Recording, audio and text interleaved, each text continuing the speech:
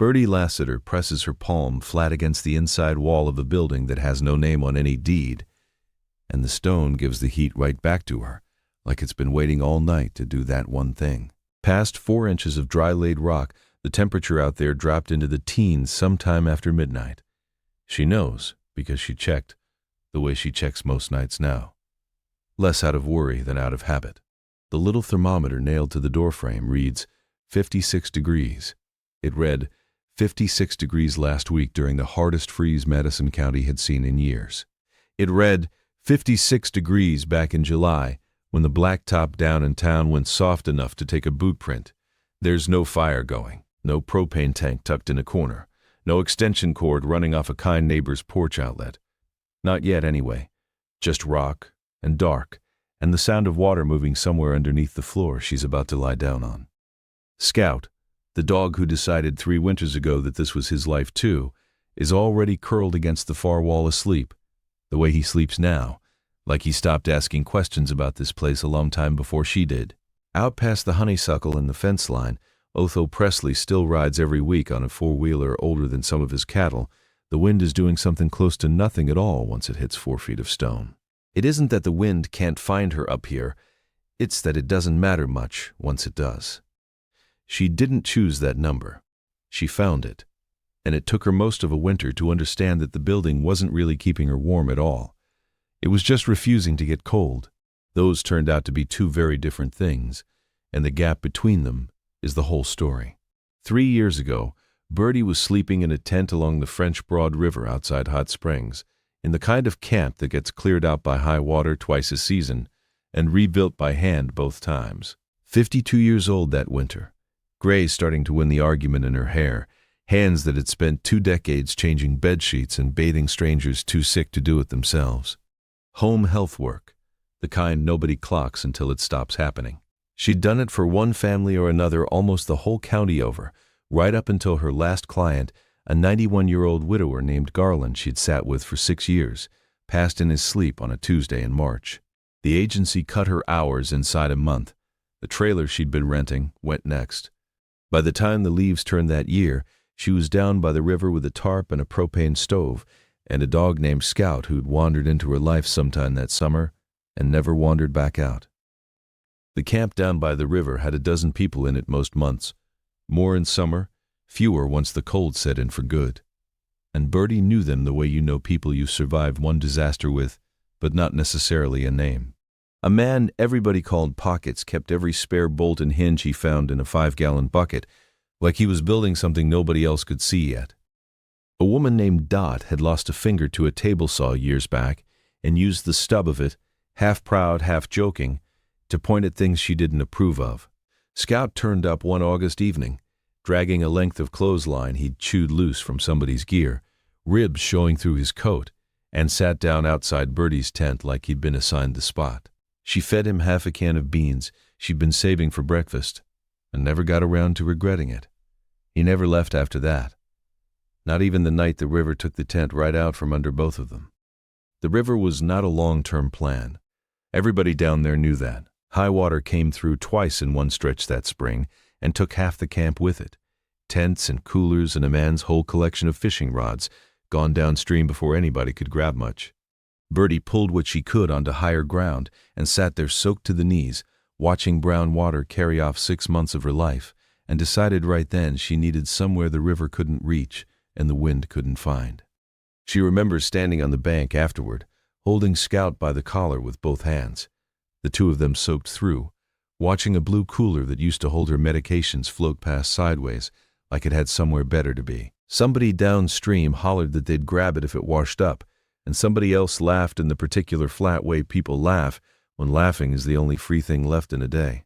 Nobody died that day. That was the only comfort anyone passed around the wrecked camp, like a cup of coffee nobody wanted, but everybody needed anyway. Birdie heard it 6 or 7 times before dark and believed it a little more each time, and somewhere in there decided that not dying wasn't going to be enough of a plan for much longer. She found it by accident, walking a back fence line off Antioch Road looking for blackberries that weren't there yet. A low gray hump of a building, half swallowed by honeysuckle, set into the slope of an old dairy farm that hadn't run cattle in any real number since the 80s. Stone walls, maybe 4 feet tall above ground, and who knew how much deeper below it, a slate roof gone mossy and soft-looking, a doorway low enough that she had to duck. No windows, no chimney, just a dark little room smelling of wet rock, and something underneath that, something cold and mineral, with a sound coming from the floor that she couldn't place at first. Water, moving water, in a shallow stone channel cut right through the middle of the dirt floor, clear and cold and going somewhere she couldn't see. Her first thought was that she'd found a tomb. Her second thought, not far behind it, was that a tomb with 4 walls and a roof was still 4 walls and a roof, and she hadn't had either of those in longer than she wanted to count. Scout wouldn't cross the doorway that first afternoon, just stood there with his ears doing something undecided, while Birdie crouched at the edge of the channel and watched the water longer than made any real sense, the way you'd watch a stranger you weren't sure you trusted yet. She didn't know what she was looking at. She only knew it was dry and dark and quiet, and that the alternative was another night listening to a river decide whether or not it wanted her things back. Here's where she got it wrong, and got it wrong on purpose, the way a person does when they're cold and exhausted and looking at running water like it's the enemy. Birdie figured the water was the problem. All that cold liquid moving through the floor, she thought, has to be dragging the temperature down with it, the same way a draft under a door steals the warmth out of a room. So she did what felt obvious. She found a stack of feed sacks and an old blue tarp in the loft of a falling-down barn nearby, and over 2 cold afternoons she dammed the channel where it entered the building, and again where it left, packing rags and mud into the gaps, sealing the floor shut like she was caulking a window. She wanted that water gone. She wanted the cold gone with it. For about 4 days, she thought it had worked. Then the room started to smell different. Damp climbed the walls in a gray film. Her one wool blanket woke up wet every morning, no matter how she folded it the night before. The air sat heavy and still, the kind of cold that gets into a person's chest instead of just their skin. And worse than that, it felt colder in there than it had the first night she found the place, water still running and all. She'd taken the one thing in the building that was doing something right, and shut it down and made everything worse in the process, and she didn't understand why. And she was about ready to take her chances back down by the river, rather than spend 1 more week breathing mildew in the dark. By the 4th morning, she had her bag half packed, and Scout already waiting by the door, more out of defeat than any real plan, telling herself the river had at least been honest about what it was. A stone box that lied to her about being dry felt like a worse trade somehow, roof or no roof. She was still arguing with herself about it, kneeling by the dammed channel deciding whether to leave the rags in or drag them out one last time on principle, when she heard a truck door close somewhere up the slope, an engine she didn't recognize idling rough, and a man's voice calling out something that wasn't quite a greeting and wasn't quite a warning. That's when Otho Pressley found her, though it might be more honest to say he found his own grandfather's building with a stranger's blanket hung up to dry in it. Otho was 79 that year, a Pressley going back 4 generations on that land, though the working dairy had been sold off piece by piece decades before. He still held the back acreage, mostly out of stubbornness, and ran a handful of cattle for a neighbor in exchange for help with fencing he was too old to climb himself. He came up that ridge most weeks checking wire, and one gray afternoon he saw smoke curling up from a propane burner where no smoke had any business being, and he came to run off whoever had wandered onto his family's place. His wife Imogene had been gone 6 years by then, and the house at the bottom of the hill had gotten a lot quieter than he liked admitting out loud to anybody, including himself. He told Birdie much later that some part of him had been almost relieved to find somebody up there that afternoon, even somebody he didn't know, even somebody who'd nearly drowned, the one thing on the property he still cared about. What he found instead was a woman his daughter's age sitting on an overturned bucket, soaked blankets steaming a little near a flame, looking at him with the kind of tired that doesn't have room left for fear. He didn't run her off. He looked past her at the dammed-up channel, at the mud packed into the gaps where his grandfather's water used to run clean, and something in his face did a slow kind of wince, like watching somebody drive a nail into a piece of furniture that mattered. "That's not a root cellar," he told her. Never was. That's a Springhouse, and you about killed it. Birdie, still kneeling by the mud-packed channel, didn't have much fight left in her. I didn't know, she said. I figured the water was making it cold. Everybody figures that the first time, Otho said, not unkindly, lowering himself onto an overturned bucket across from her like his knees had opinions about the decision. Took my own daddy explaining it to me twice before it stuck. Sit a minute. I'll tell it to you the way he told it to me. She didn't know what a Springhouse was. Not really. Not the way he meant it. He explained it standing right there in the doorway, in the plain, unbothered way old farmers explain things they've known since before they could read, like the information had always just been sitting in him, waiting for someone to ask. Before there was electric refrigeration anywhere near that holler, his grandfather built that little stone room directly over a spring line, channeled the water through a shallow trough across the floor, and used the running water and the rock around it to keep milk and butter and meat from spoiling through every season of the year. Not because the water was cold and the cold leaked into the room, because the ground itself, way down where that water had been traveling for longer than anybody standing there had been alive, doesn't really know what season it is. Not in any hurry, anyway. He put it away she never forgot. The ground, he said, reads the weather off a report that's already months old by the time it gets the news. Summer heat takes its sweet time soaking down through dirt and rock, and by the time it finally arrives at any real depth, the surface above it has already turned cold again, moved on to winter, started complaining about a different season entirely. Winter cold does the same crawl downward, just as slow, just as late. Somewhere below all that lag, the high notes and the low notes cancel each other out, and what's left is something close to a flat average, a single number the ground settles into, and mostly just holds. Around there, in that particular slice of the Blue Ridge, that number landed in the mid-50s. Spring water draws straight out of that depth, out of an aquifer that's been carrying around essentially the same temperature year-round since long before anybody put a roof over it. The Springhouse isn't generating 1 degree of heat. It never was. It's just sitting wrapped around something that already arrived at a stable number on its own, weeks and months ago, somewhere underground, and never had any reason to leave it. He didn't just tell her either. A week later, he came back with 2 mason jars, filled, one from the channel running through her floor and the other from a puddle of standing rainwater near the barn, and made her hold both at once, one in each hand, like a man settling a bet. The spring water sat noticeably warmer against her palm than the rainwater did, even though both had fallen out of the same sky at some point, even though the rain had only been sitting there a day. That's the lag, he said, tapping the warmer jar. That water's been down there longer. It's already forgotten what today feels like. She turned both jars slowly in her hands, feeling the difference settle into something she could actually trust instead of just something she'd been told. And that was the moment the whole explanation stopped being a story Otho was telling and became something she just knew. The way you know which way a hallway turns in a house you've lived in long enough. Birdie sat with that for longer than she meant to. It explained the smell that first day, mineral and cold and unbothered. It explained why the place had felt wrong the second she shut the water off.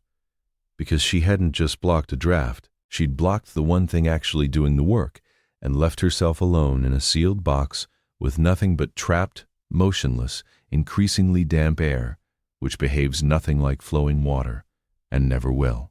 Still air holds on to whatever temperature it started at and clings to every bit of moisture besides. Moving water carries both away, steadily, and keeps bringing in a fresh, already settled, already stable replacement, over and over, all day, all night, all year, asking nothing of her at all.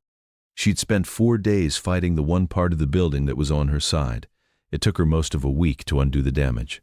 Pulling sodden feed sacks back out of a stone channel barehanded in cold water is not work anybody enjoys, and she did it anyway, piece by piece, swearing under her breath at herself more than at the rocks. The first night the channel ran clear again. She lay awake listening to it the way a person listens to a furnace kick on in an old house, half suspicious, half grateful, waiting to see if the trick held. By morning the damp film on the walls had already started to dry. By the end of that week, the smell had gone from a held breath to something closer to a creek bed. The thermometer Otho had dropped off, a cheap thing with a magnet on the back. Read 55 degrees, and held there for so many consecutive mornings she started to think it might be stuck, until a hard cold front blew through, and it never so much as flickered. The work after that wasn't fighting the building anymore. It was learning to live inside what the building already was. Sleeping directly on the dirt floor put her too close to the damp rising off the channel, so she built a low platform out of pallet wood. Otho hauled up in the back of his truck, raised on stacked fieldstone piers a foot off the ground, set just to the side of the water rather than over it, where she could feel the faint, warm drift coming off the moving surface without ever risking a wet blanket again. She learned slowly and by trial that the door was the real puzzle, not the wall. Seal it shut tight, and the room held moisture like a jar.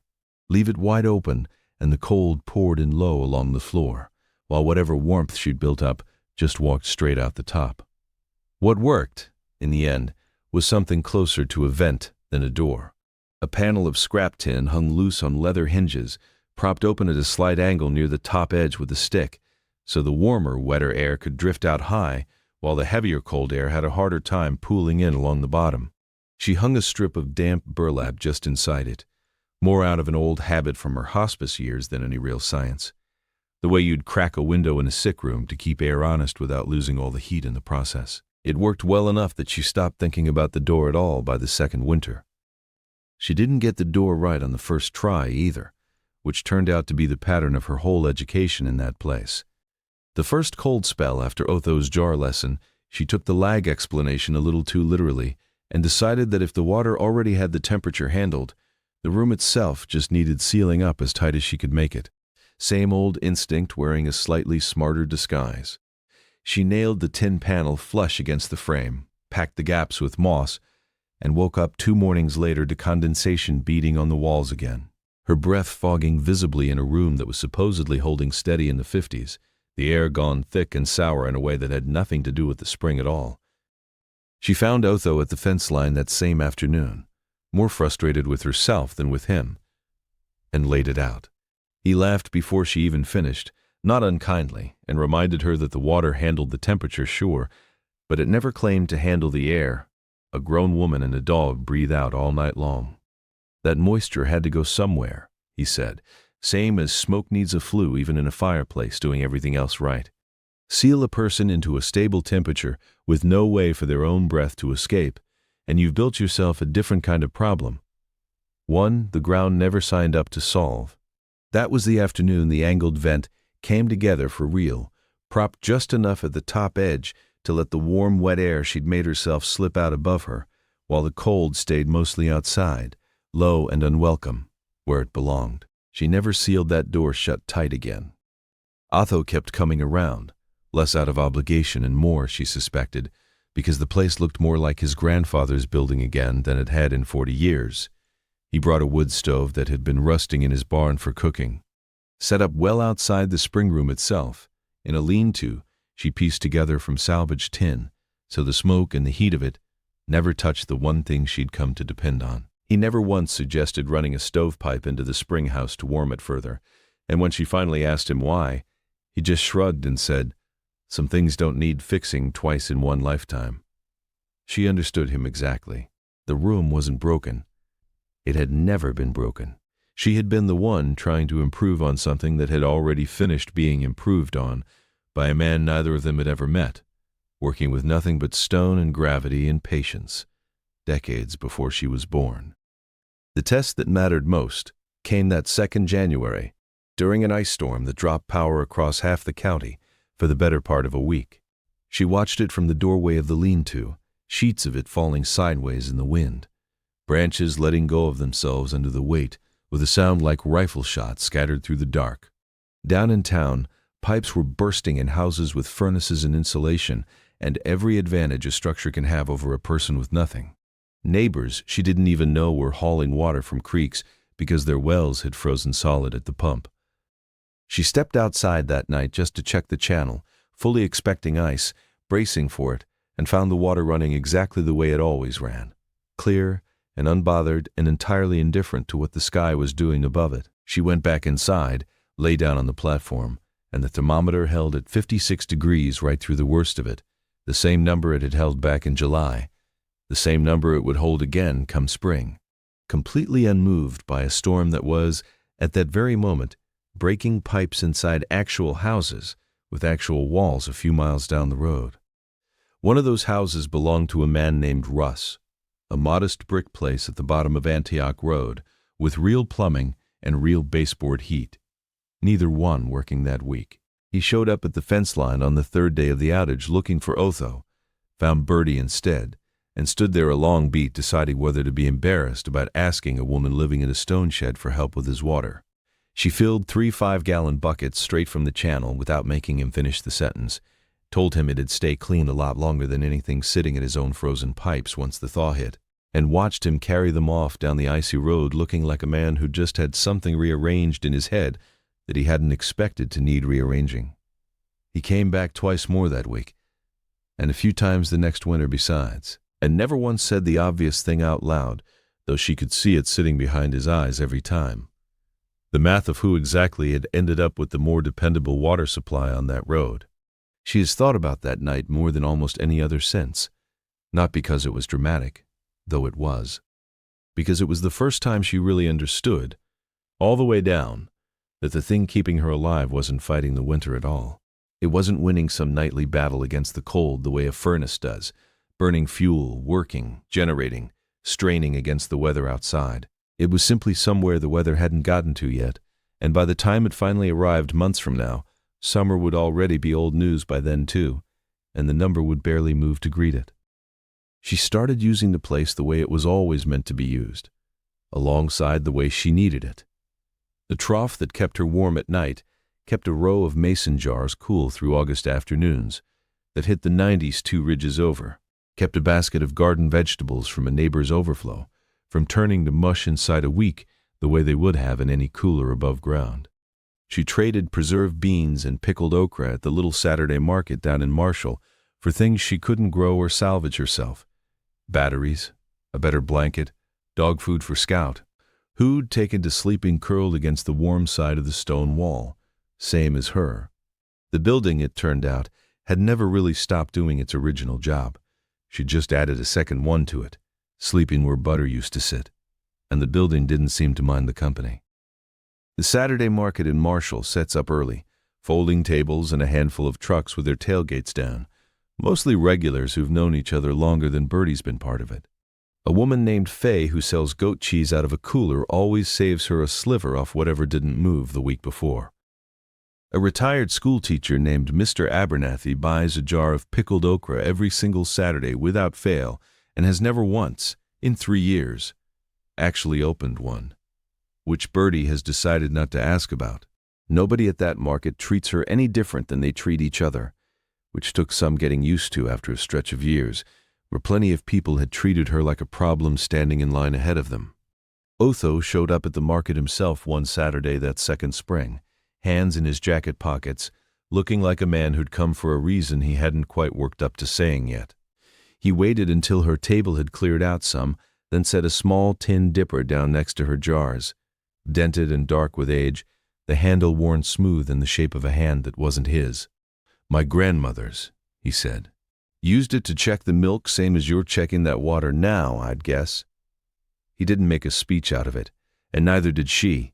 She wrapped it in a dish towel, set it on the shelf above her platform that night, and has used it every morning since to scoop drinking water straight from the channel. More or less the same motion a woman neither of them ever met made in that exact spot the better part of a century ago. People ask her sometimes, the few who know to ask, why she doesn't just put a small heater in there and be done with worrying about any of it. She tells them the same thing every time, and it isn't really an answer so much as the plain truth she's lived inside for 3 winters running. A heater can run out of fuel. A heater can trip a breaker, or get knocked over, or simply fail at 2 in the morning during exactly the kind of storm that makes failure most dangerous. The ground underneath that little stone room has never once failed to be exactly the temperature it was a week ago, a year ago, longer than that. It isn't generous. It isn't trying. It just is what it is, steadily, regardless of what's happening 30 feet above it. And there is something in Birdie that has come to trust that kind of steadiness, more than she ever trusted anything that required upkeep, or fuel, or hope. She still keeps that cheap magnetic thermometer nailed to the doorframe, the same one Otho dropped off that first week after he caught her half drowning his grandfather's spring under a dam of wet feed sacks. The numbers on it have become something close to a private joke between the two of them, the kind of thing he'll ask about before he asks about her, knowing full well what the answer is going to be before she says it. 56 in a heat wave, 55 in an ice storm. A handful of degrees of give, no more, in either direction across 3 full years of weather that did everything weather around there is capable of doing. Some nights now, deep into a cold one, she'll wake without meaning to and just lie there listening to the channel run beneath the platform, that same low, patient sound it's been making since long before she found it, since long before Otho's grandfather laid the first stone, water that left the sky as rain sometime last year, soaked down through ground too slow and too thick to rush, and is only now, months and months later, finally arriving to pass beneath her in the dark, carrying a number it settled on long before tonight's weather, or last week's, or her own bad winter down by the river, ever had the chance to ask it for anything different. She presses her palm flat against the stone one more time before sleep, same as that very first cold night, and the wall gives the heat right back, patient, steady, and entirely unbothered, the way it has every single night since, and the way, as far as either of them can tell, it has no intention of stopping.